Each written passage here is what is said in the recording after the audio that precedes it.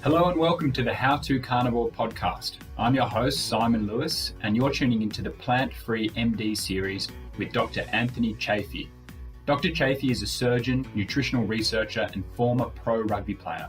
He's been strict carnivore for 3 years and an on and off carnivore for more than 20. Dr. Chaffee looks and feels like a real-life superhero. If losing fat, building muscle, finding focus, and getting the most out of life is important to you, you're going to love the Plant-Free MD series. Hey everyone, welcome to another episode with the Plant-Free MD, Dr. Anthony Chaffee.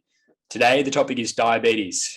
This is an extremely important one because I've just done a little bit of Googling, and 1 in 20 Australians suffer from diabetes and 1 in 10 Americans suffer from diabetes.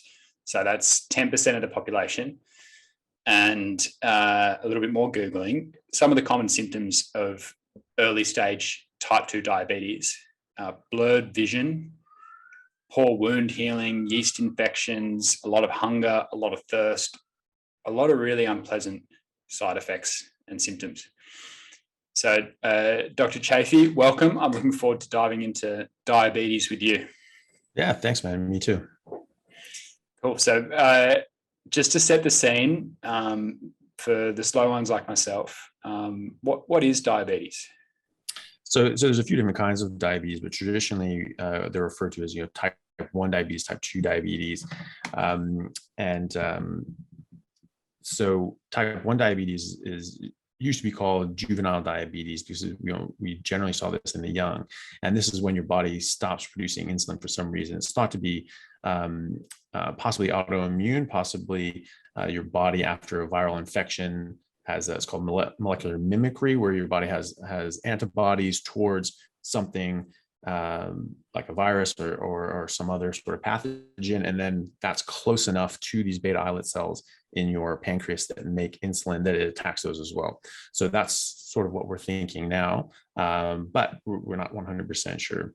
So sorry to interrupt, is type 1 diabetes, is that caused by lifestyle, or is that sort of something generally outside of people's control?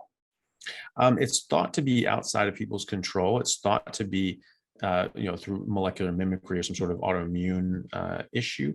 But obviously, as we've spoken about, and I've spoken about on my autoimmune episode, it's possible that autoimmune issues can be precipitated by environment as well. And so the things that we eat and the things that we do can help stop that. Now, once your body has attacked your beta islet cells for whatever reason, that they're generally thought to be gone. However, there are some studies in animal models showing that might actually be able to be reversed actually through diet as well, and diet and fasting, called the fasting mimicking diet, which we can get to. Just to finish with the definitions, type 2 diabetes was previously called adult onset diabetes. In about the 1990s, you had a bunch of kids getting adult onset diabetes, and so they had to rename it instead of actually thinking for half a second and realizing that something was going on that was causing this. So type 2 diabetes is traditionally thought of as peripheral insulin resistance. So you have years and years and years of eating too many carbohydrates and sugar, drinking alcohol, and this sets in motion. You're having high blood sugar all the time, and your body needs more and more insulin, and you actually get peripheral insulin resistance, hyperinsulinemia, where the high insulin levels are actually causing harm in your body. High blood sugar is causing harm in your body by direct damage by glycating and glycosylation to various molecules. So over the years, you develop peripheral insulin resistance, and now you need more and more insulin to get the same result, just like any sort of drug tolerance issue. You need more and more and more to get the same sort of result. And so eventually they might need to go on insulin as well. That is more thought to be more lifestyle, and you can manage this with diet and exercise. But it's still thought to be a progressive disease, that this only gets worse. It doesn't get better. But of course, in the carnivore community, we actually see this absolutely reversing, people coming off their oral medications, coming off the massive doses of insulin, and at least coming down to a minimal dose of insulin, which is also what we're seeing the type 1 community as well. Their blood sugars are much easier to control because their body's making the exact amount of blood sugar that they need. They're not having these big swings because of what they're eating and have to take fast acting insulins. They can just take their low dose background level of insulin, and because their body's producing constant levels of blood sugar and glycogen, that's all you need. You don't need these breakthrough medications and these fast acting insulins. Sure. So carnivore has been shown to help with both type 1 and type 2. Was that kind of what you were alluding to there? Yeah, well, certainly in symptom management. Okay. And certainly in progression and the amount of medications that you need. So for type 1, its major benefit that we're seeing now is that it gets people on a minimal dose of insulin, and they don't need to use all the fast acting insulins. And that, you can get very difficult situations where you get hypoglycemic, and you'll have drops, and these are dangerous. You can die from this. And so when you're toying around with your insulin all day, and people get very good at this and practiced at it, so issues can be kept to a minimum. But you do have to be very careful, and especially like teenagers and kids, they really don't like it. They don't like it that they have to do this, and they sort of rebel against it and say, well, I'm not going to do that, and they end up really hurting themselves. With type 2 diabetes, it is actually reversing the disease process. Yeah, wow. And as I talk about in other things, that's because these things aren't really diseases; they're actually toxicities. And so you're getting this toxic byproduct, these toxic sort of results of eating carbohydrates, eating sugar, drinking alcohol, and that toxicity manifests as what we call type 2 diabetes. Okay, so you remove the toxin, the toxicity goes away. And so that's what we see, this sort of reversible situation. Okay, so when you remove all that and you go to a carnivore diet and you remove all, you can even do it with a ketogenic diet, just no carbohydrates or sugar or alcohol. People recover very, very well. Their blood sugars stabilize. Their peripheral insulin resistance can actually start to reverse as well. And they come off their medications. They come down on their insulin if they're insulin dependent as well. My mother is a perfect example of that. She was type 2 diabetic for 25 years, off and on, good or bad control, mostly not the best. And her HbA1c, which is a marker of how well you're doing in controlling your blood sugar over the course of 3 months, was fairly high. And she was on 3 oral medications and on a high dose of her background insulin, because she was now insulin dependent because her pancreas had burnt out at that point. And 2 months on a high-fat carnivore diet, she came off all 3 of her medications and reduced her insulin down to the minimal dose of 14 units for Lantus. And her HbA1c went from 8.9, which is quite high, down to 6.1, which is the upper limit of normal for a non-diabetic. Okay, and her doctor just looked at her and said, "How the hell did you do this? What the hell did you do?" Did she tell them? Yeah, she did. Yeah, but her doctor's saying like, "Look, this is a progressive disease. This only gets worse. We can mitigate this and slow it down with diet and lifestyle and medication, but this only gets worse. This doesn't just go away. How the hell did you do this?" And my mom told her, it's like, well, Anthony's been doing a lot of research into this. He thinks that we're actually carnivores and that's the type of animal that we are. And when we eat outside of that, this is what's causing these problems. And just going into the whole bit. And she said, she was interested in that. And so I went in and spoke to her for like an hour and a half. Just sort of took over my mom's. So you went in and spoke doctor to doctor. Yeah, exactly. And we just spoke and ended up talking for like an hour and a half. Took up a lot of her time, but her and her PA were very, very interested in talking about all these sorts of things. And she's a very bright lady. She's an MD PhD from Harvard. She has a PhD in biochemistry from Harvard. And I just said, I was like, look, we're looking at biochemistry all wrong. We call this a fed state and this a fasting state. I completely disagree. I think the so-called fasting state is our primary metabolic state. That's where all of our heavy machinery comes to bear. This is the metabolic state of animals in the wild because they're all fat driven. They don't eat carbs. Wolves don't eat carbo load before they chase caribou for 10 hours, and they do great. We have studies going back to 1981 looking at wolves, checking their blood sugar, checking their glycogen, and it's just rock solid. The thought was at the time, you have to eat carbs to burn carbs, and they found out, well, no, actually you don't.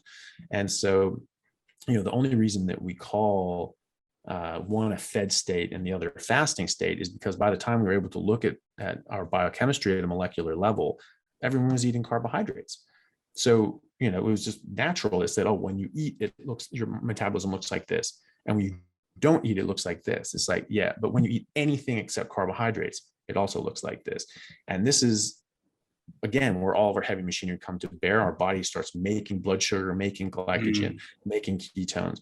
And it's very exacting. It's so well controlled, like anything else we see in our body. So it's, it's very natural for me to look at that and be like, okay, that makes sense, that's our natural state, as opposed to an insulin driven state where that's blocking off all the mechanics of your. Yeah, let's dig into this a little bit more so that your average person can understand. So you're sort of differentiating between a fed state and a fasted state, and what are the kind of indicators that we use for a fed state? And I'm putting this in speech marks because this is kind of a term that seems to have been invented to suit carbohydrate consumption. So what are kind of the markers of that? Well, so and yeah, you're right. I mean, because that's everyone calls it, oh, this is a fed state, that's fasting. And people that have taken biochemistry, people don't think that, well, that's just what it is. It's in a textbook, end of discussion. But of course, that's nonsensical. There's plenty of things that have been in textbooks that came out eventually. So when you're in a so-called fed state, you're in an insulin driven state. So your blood sugar goes up, you eat carbohydrates, your blood sugar goes up. This sparks insulin. And so the thought was like, oh, well, this is a normal process.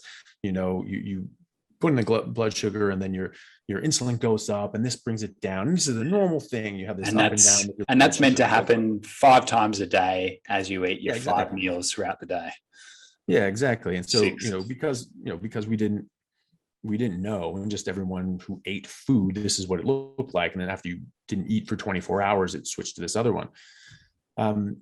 But that's it. It's quite simplistic. So when you put in exogenous carbohydrates, when you eat carbohydrates, your blood sugar goes up. But blood sugar, as I alluded to earlier, causes direct damage to your body. So by a process called glycosylation or glycation, these glucose molecules physically fuse to other molecules. This is part of heart disease, where these things fuse onto like SDLDL, certain types of cholesterol, and they make them defunct, and your liver can't take them up, and only their macrophages can take them up, and they turn into these big foam cells. Then you add that to arterial wall damage, and these things can actually get in there through the cracks of these damage, because they're designed to do. They're designed to go in and fix damage and fight bacteria. And all of a sudden they just turn into these bigger and bigger plaques. So, and there's a whole massive disease process that goes along with it, but that's some parts. So it's not the cholesterol that's a problem. It's actually the glycation of the cholesterol, of certain cholesterols that you get when you're eating fructose and sugar and alcohol. So when you're in that state, blood sugar is at too high of a level is really bad for you. So this is what kills diabetics, just that simple fact that their blood sugar is up all the time.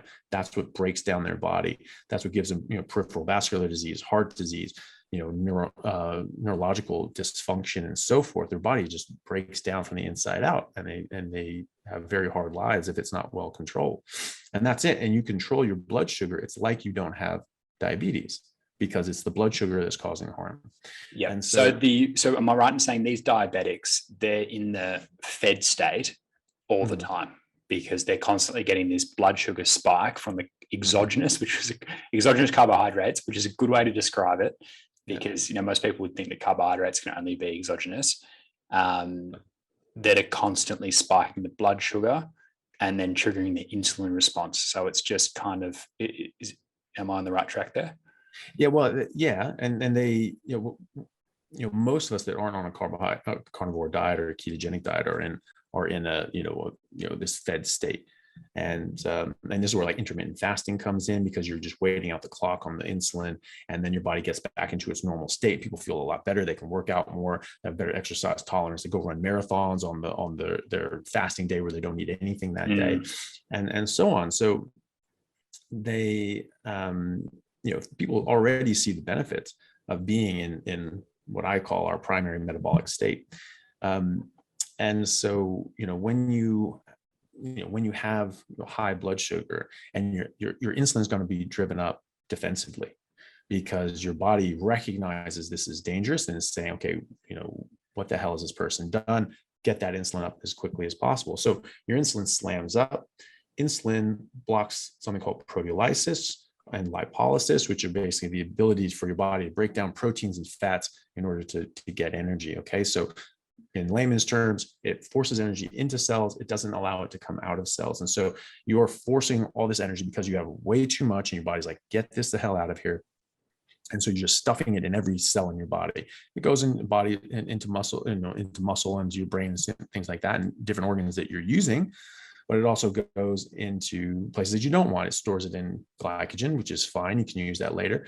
And it stores it into fat, intramuscular fat, fat all around your body, but also intramuscular fat. And so this is where like marbling on the cow comes from. This is why they give them grain, is to get that intramuscular fat. And so, we're doing that to ourselves. So people who eat carbohydrates and sugar, they have marbled muscle. And some bodybuilders and things like that say, oh, you have to eat carbs because it gives you that pump. Well, no, not really. It gives you excess glycogen and retained water and intramuscular fat. Yeah, so that's not actually healthy. It's really helpful if you're trying to just take up as much space as you can, right? Yeah, rather than necessarily be as strong or as toned or as healthy, or have that really tight look. If you're just purely trying to take up space, sure, go on. Exactly. Some of these guys, they do a trip where they'll eat some carbohydrates and things like that right before their competition, and they'll just sort of swell up a bit, and if they want to do that, that's fine. Yeah, exactly. It's doing this bulking and cutting sort of thing. I think that's very counterproductive, because you're just filling your muscles up with glycogen and fat, and then that just has to go away eventually, and so you just lost it, and you're less healthy. So that's what it's doing in your fed state. And it's basically, you're just in damage control the whole time. Well, you can't, any system cannot be in damage control the whole time. It's going to start falling apart at the side. So when you're in a fasting state, so-called fasting state, which I think is our main state, that doesn't happen. So insulin stays at a very low level, just enough to keep things working properly, but not so much that it shuts down your body's metabolic working. So now you can access your fat stores. Because when you're in the fed state, the carbohydrate state, you cannot access your fat stores. Very important point that everyone should understand. Yeah. So everything you eat goes into your fat, but now you cannot access your fat stores. So this is like filling up your car at the petrol station, gas station, and then just putting a cork in it so it can't go to your engine. It's like, oh no, this is just for when I get lost in the desert or something. Like, that doesn't make any damn sense. Your fat in your body is your gas tank. You eat food that fills up your gas tank. Now you run on your gas, petrol, for whoever's listening. And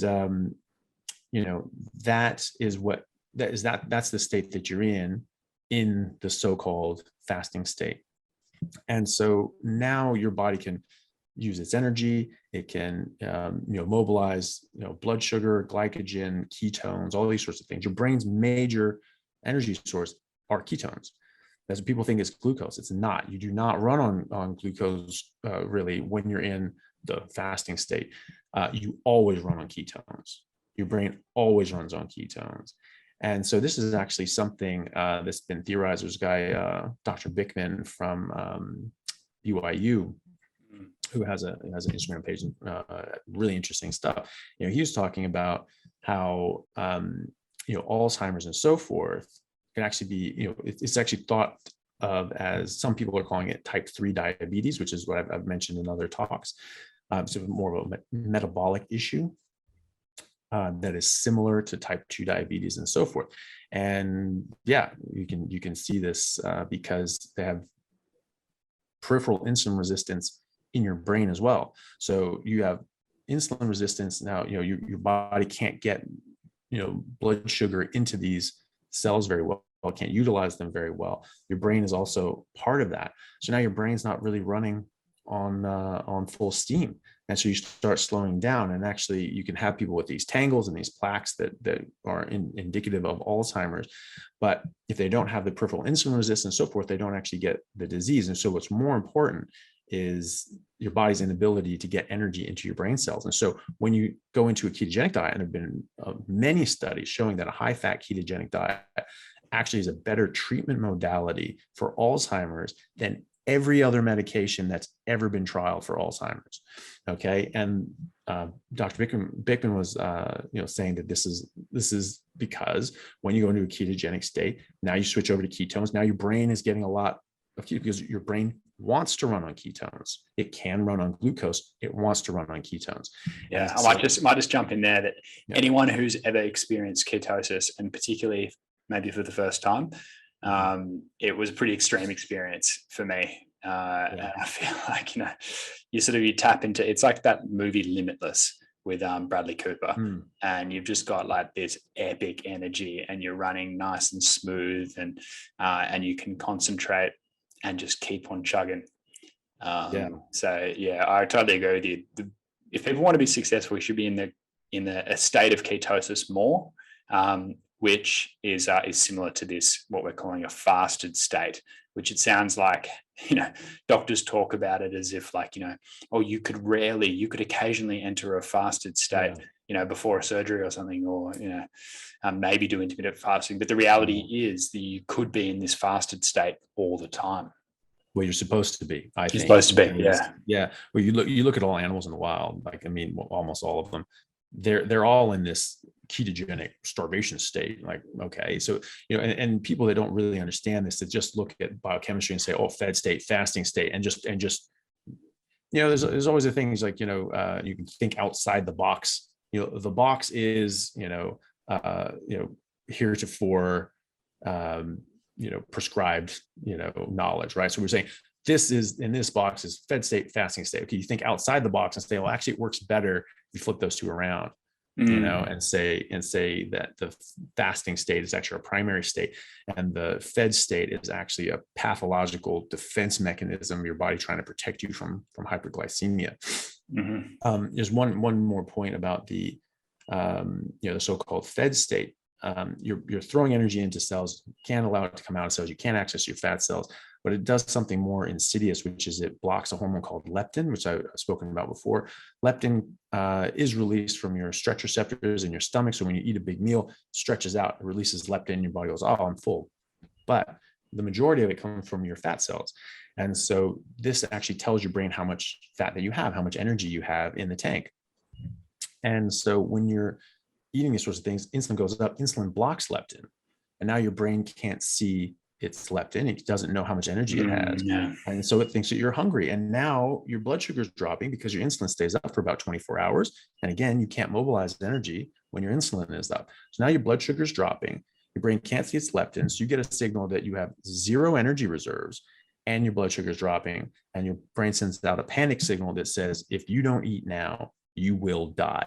And this is why 3 times a day, people go, oh my God, I'm starving. And they're panicked. You see these, funny videos on the internet and things like that of someone just freaking out, screaming like, I want, Taco Bell, whatever it is. And they're just losing their mind. I haven't eaten in 12 hours.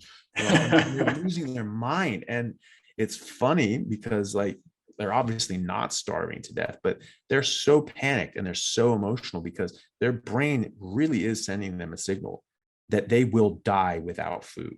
And that's very distressing. And this is what causes people to overeat because they don't have a natural stop mechanism. Whereas in carnivore ketogenic, you naturally stop because meat stops tasting good when your body doesn't want it.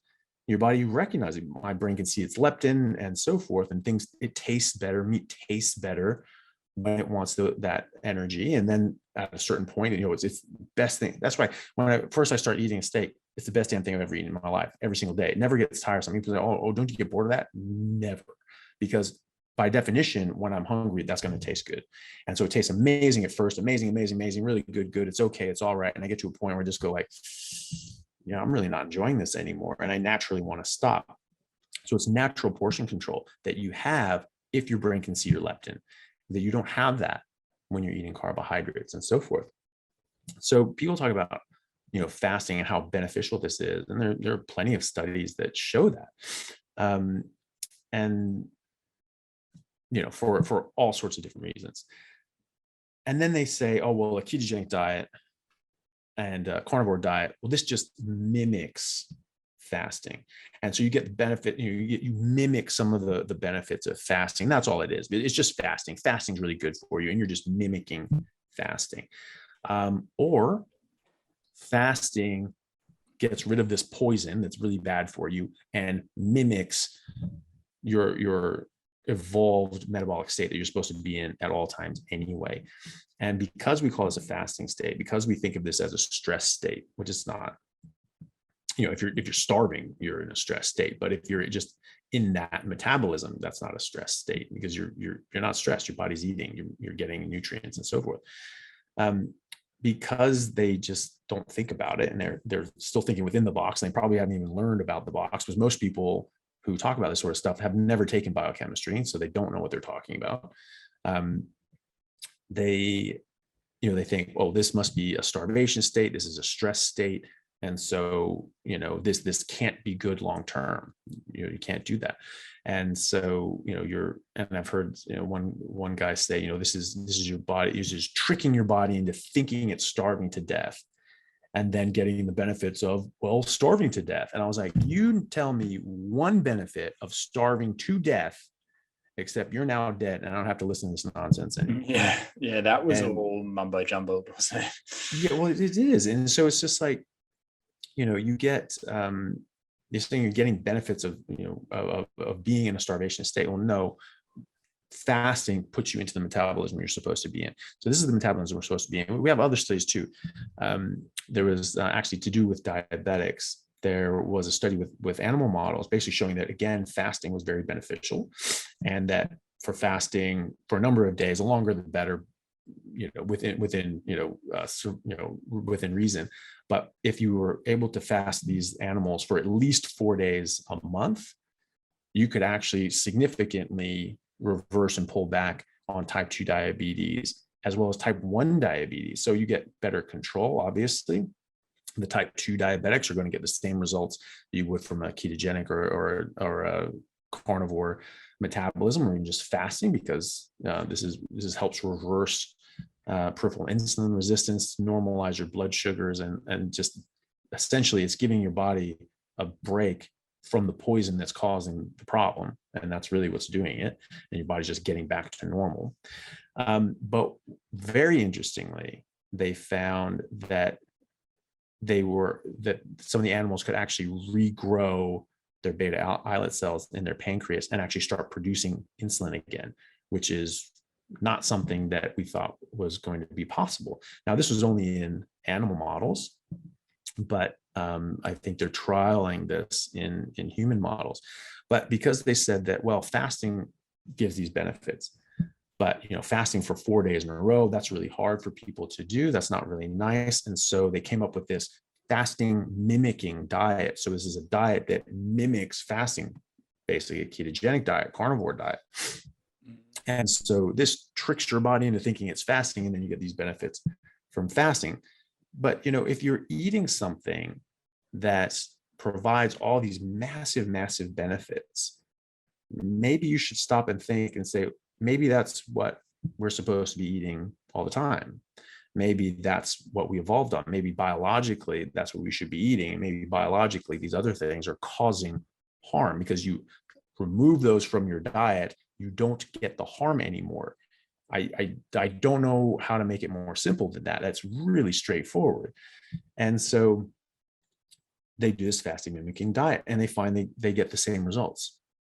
So again, this is further evidence that this is really just how we're supposed to be eating. This is the biochemical state that we should be in all the time.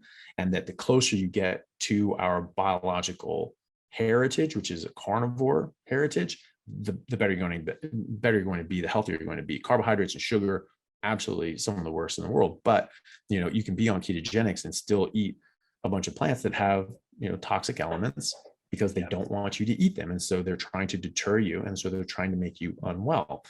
And so obviously getting closer and closer and closer to carnivore, the better you're going to be. But simply for discussions of diabetes, just getting into doing a ketogenic diet will significantly help you. Yeah. Wow. Okay. There's a lot there.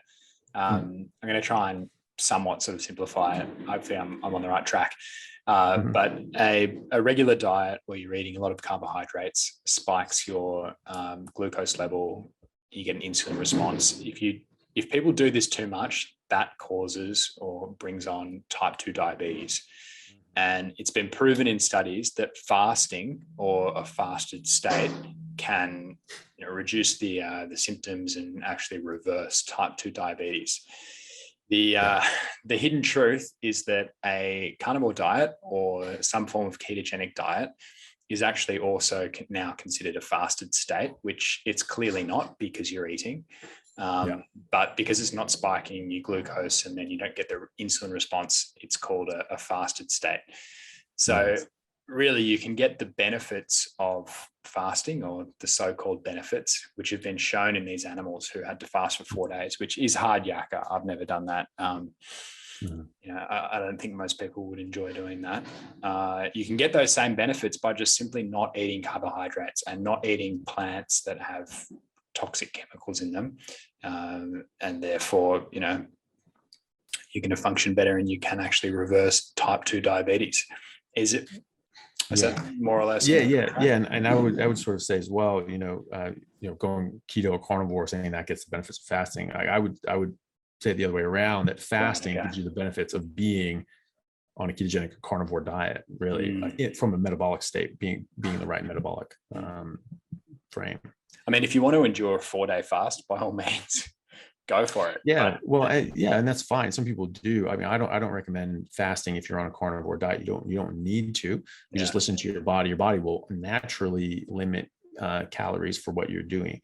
When I was back on this, last sort of 4 or 5 years, I at first had excess fat. So I wasn't massive, but I definitely had weight I could lose. And so I ate much less because even though I was working out like crazy, I was back, playing rugby and lifting weights very heavily because I could again. I just felt amazing. I was eating a lot less than I am now, even just to maintain.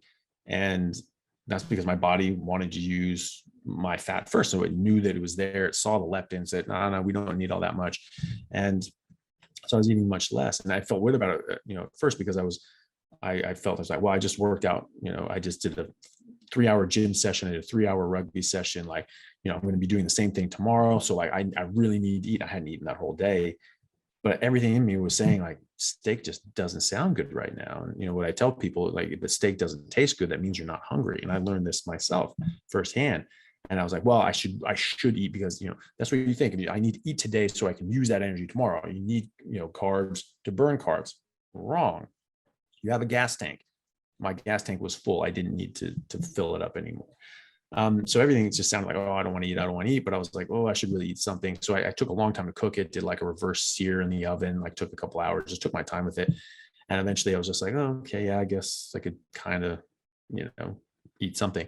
So I started eating. I got, I don't know, a quarter of the way into this steak, amazing ribeye steak, which is beautiful. And I just thought to myself, I was like, I'm just not enjoying this. I just want to stop. And so I did.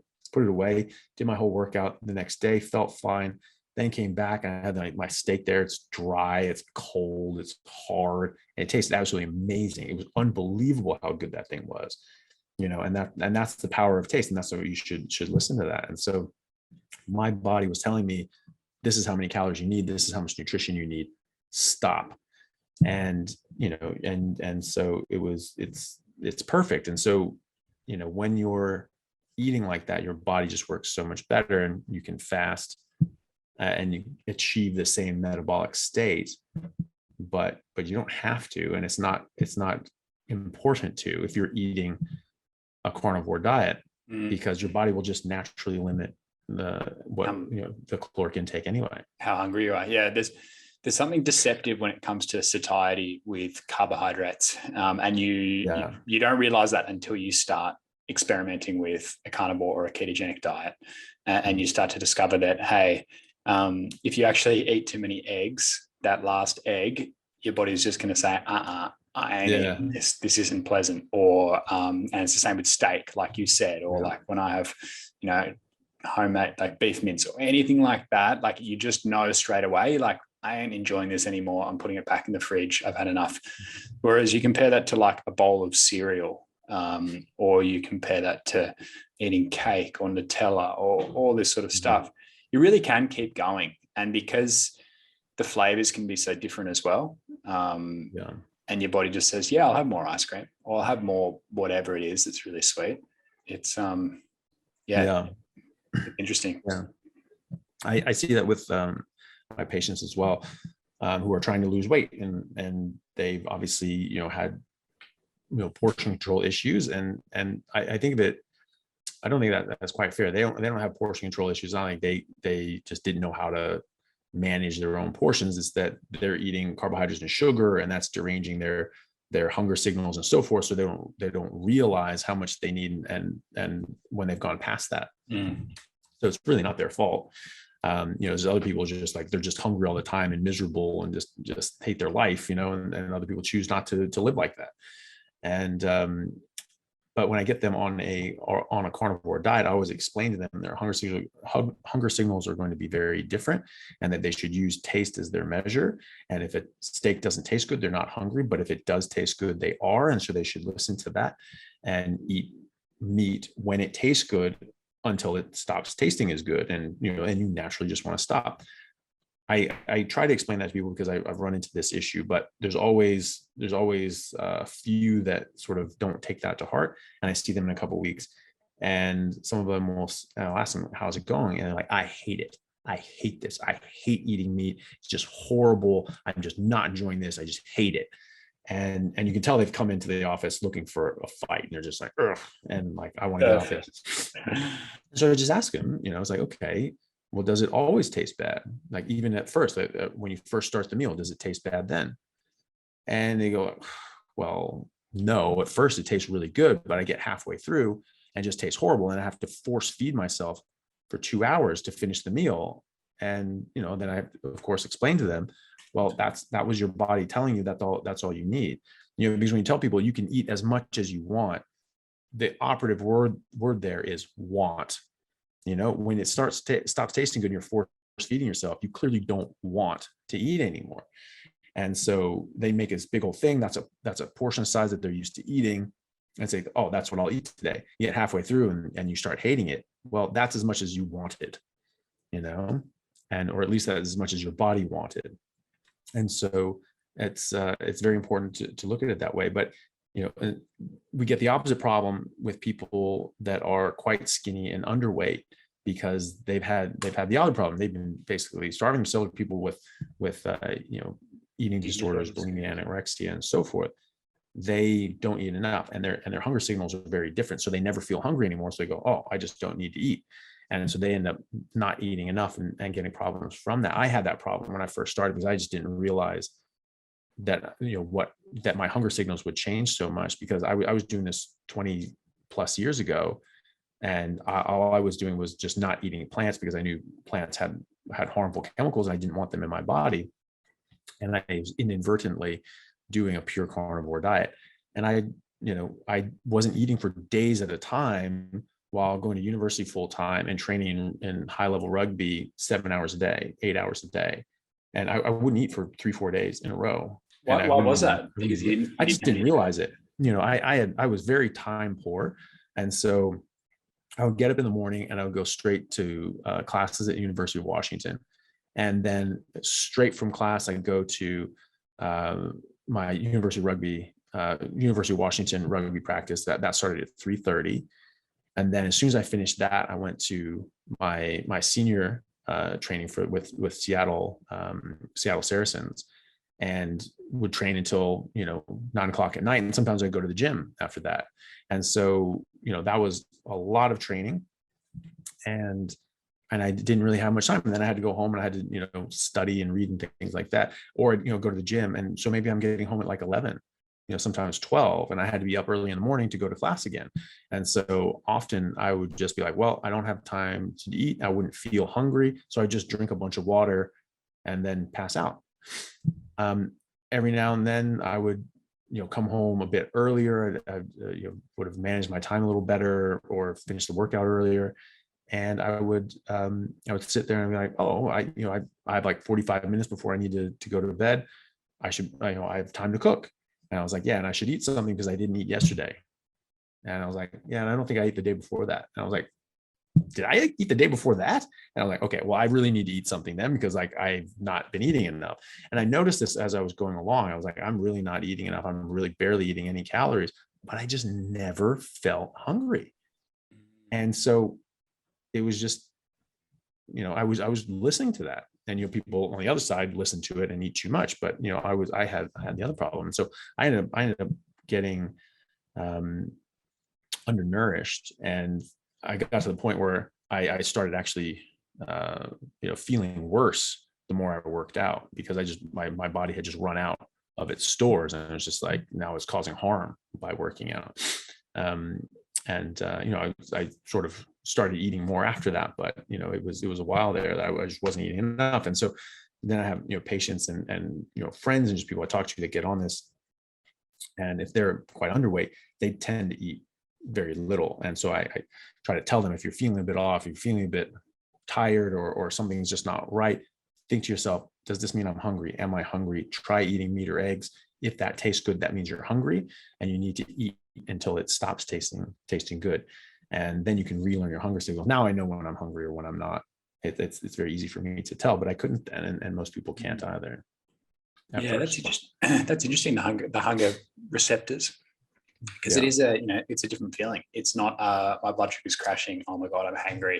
I need a Snickers. It's it's I'm running low on energy. Something doesn't feel quite right here. I don't feel like doing any training. Just something's off. Totally different. Yeah. That's just gonna mention one thing too. When you're talking about training, you're talking about metabolism and all these sorts of things. Insulin plays a big role in this. It's an anabolic substance, so it causes you to store energy into cells, make those cells grow. And so sometimes people take this stuff in order to force that reaction, which I think is very counterproductive. But we see this in type 1 diabetics, where they stop making insulin, so their insulin levels are zero. Their metabolism is like 20% higher, 25% higher, so it runs faster. So they lose a lot of weight. That's one of the first signs of someone who has type 1 diabetes, is that they're peeing a lot. That's what diabetes means. It means you pee a lot. Diabetes mellitus, that's what this is. It means it tastes sweet. So because you're peeing out a lot of blood sugar because your body can't use it. Either because you're resistant to insulin or because you don't produce insulin. And I swear to God, doctors actually would taste pee in order to figure out if it was diabetes mellitus or insipidus. And that's a job. Yeah, that's not a job for me anyway. And so they lose a lot of weight. One reason obviously being is because they can't utilize their blood sugar. But also is because they jacked up their metabolism, their metabolic rate. And when you get people on insulin, that their metabolism actually normalizes, and it goes back to what it's supposed to be. Now, think of the converse of this. Now you have type 2 diabetic who is chronically hyperglycemic and hyperinsulinemic, so their insulin levels really high all the time. That's going to really suppress their metabolism and their body's ability to utilize energy, because it's saying store energy, store energy, okay. Store energy, store energy. And so, this is why you can get the sort of the two-pronged attack. You're getting peripheral insulin resistance that goes along with weight gain. It doesn't have to be. There are a significant proportion of people that are metabolically unwell. These sort of the skinny fat people that still have metabolic syndrome, but are normal weight. Mm-hmm. But if this does go hand in hand, it slows down your metabolism. You're not able to utilize energy as well. You're not able to work out as hard. You're not able to lose weight as well because of this high insulin state. So that's something to consider too. This is another added benefit of getting onto a carnivore diet and so forth, is that you're going to normalize your insulin, which is going to normalize and in most people speed up your metabolism. This is also important for heart disease as well. This is something that I was in a debate just a few days ago with ACNIM, the Australian College of Nutritional and Environmental Medicine.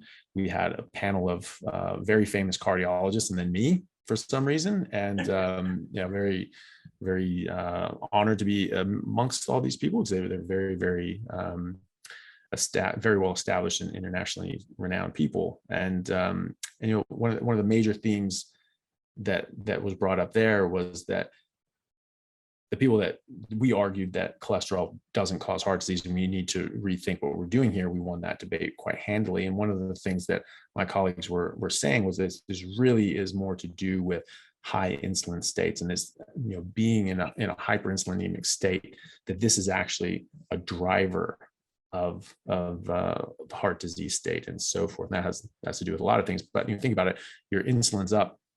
That's because your blood sugar's up, and your blood sugar is causing glycation to all these cholesterol molecules and so forth, and it helps drive this disease process. So there are a lot of benefits to going on a carnivore diet, metabolically reversing diseases, preventing heart disease and so forth, weight loss and just feeling good all the time. It makes such an impact in your life. Just that simple difference of eating carbohydrates and not eating carbohydrates changes everything. And so this is why, I tell people that the last 5% of going pure has about 95% of the benefits, because if you're eating a little bit of carbs, that's going to be enough to jack your insulin up and stuff up your metabolism for an entire day. And so if you're eating low carb, a lot of people that eat low carb, depending on how low it is, if it's not low enough, they end up feeling rotten because they can't produce energy and they're not eating enough carbohydrates to make them feel good at all. So it's definitely something that I advise people against doing if you're just going to go,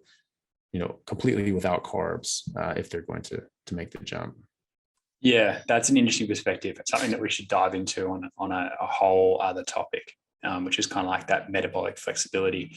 I totally agree in terms of the experimentation and feeling and experiencing what you feel like running on zero carbohydrates, because if it works for you, I mean, it is fantastic. You feel great with energy and you just want to get more done. All right, Dr. Chaffee, to sort of wrap things up, as I said at the start, in America, 1 in 10 people have diabetes. In Australia, 1 in 20, so slightly lower. But chances are you will know someone who is suffering from diabetes, or you might be suffering from diabetes yourself. Do you have a little bit of advice for them? Yeah, I think that it's vitally important to at least go on a ketogenic diet, especially if you're someone who suffers from diabetes or is pre-diabetic or has family members that are diabetic, because type 2 diabetes, may be more, there may be a genetic component to that, and people are more susceptible to that. So if it runs in your family, that could be an issue. But it's going to be better for everyone if you get away from carbohydrates and sugar.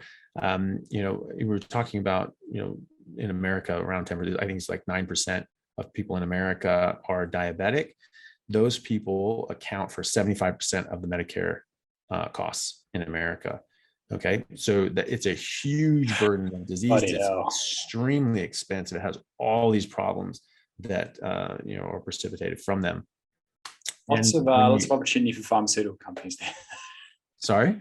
Lots of opportunity for pharmaceutical companies. Well, yeah, exactly. And this is why everyone's looking for pharmaceuticals to help, mitigate this disease, as opposed to figuring out how the hell to get rid of it, which is what I'm trying to do. And, so when you consider that's already taking up that huge burden of cost on the healthcare system of every country. And just in America, 9% account for 75% of the Medicare costs, right? Now we realize that 40% of Americans, of the rest of the population, are pre-diabetic. Okay, so ostensibly, if they don't change what they're doing, and if things remain as they are, they won't. In a decade or so, you could have nearly half the population of America being a diabetic, and now having to incur all these costs. A lot of these costs come from people being diabetic for a long time, and they break down slowly. So it's not going to be like you go diabetic, bam, you have this really expensive thing to treat. But eventually, this is accounting for 75% of the budget, and now you've quintupled your disease burden. What's that going to do? I mean, that is a major factor in healthcare crises, because one of the major crises in healthcare is funding this. So whatever system you think is going to be best, I certainly have my own opinions. Whatever it is, if you keep increasing the disease burden of very, very costly disease, it's just going to run out of control. And if you can just reverse that by having people not do something. I mean, what's cheaper than not eating something extra? You're actually saving money. And so you not do that, and now all of a sudden this disease goes away. And that significantly reduces the disease burden in the country, and it makes these people's lives so much better. I don't care who you are, living with diabetes is not fun. And maybe people like cake more than they like living without diabetes. That's, I'm sure there's going to be a few of those, but that's their choice. If they didn't have to, a lot of people don't want to. A lot of people don't want to live with diabetes. And if they had the option, like my mom did, who's a big foodie, she loves cooking, loves all these things. It was very hard for her at first, but she had such a great outcome with her blood sugar control and coming off medications that she said, okay, well, this is just what I have to do now. There's just no two ways about it. And so having that as an option for people, I think, is just very important, and to at least think about and consider and understand this is the disease process, this is the toxicity process, this is why it's happening, and this is what you can expect if you keep going down that path. Yeah, I absolutely agree. I mean, what do you have to lose if you're suffering, or you're looking to avoid suffering from type 2 diabetes? The ketogenic diet's been proven to help. The carnivore diet's going to be even more effective. Yeah, the science is there. Give it a crack. Yeah, absolutely. Yeah, and we've been treating diabetes type 1 and type 2 since the 1800s with a ketogenic diet. This stuff isn't new. That's the other thing. This isn't a breakthrough. Yeah, exactly. Yeah, and we're just sort of rediscovering what everyone knew for a very long time. Yeah. Oh man. All right. Well, that was a great chat. All about diabetes. Thanks, Dr. Chaffee. You were on today. No problem. Appreciate it. Till next time. Absolutely.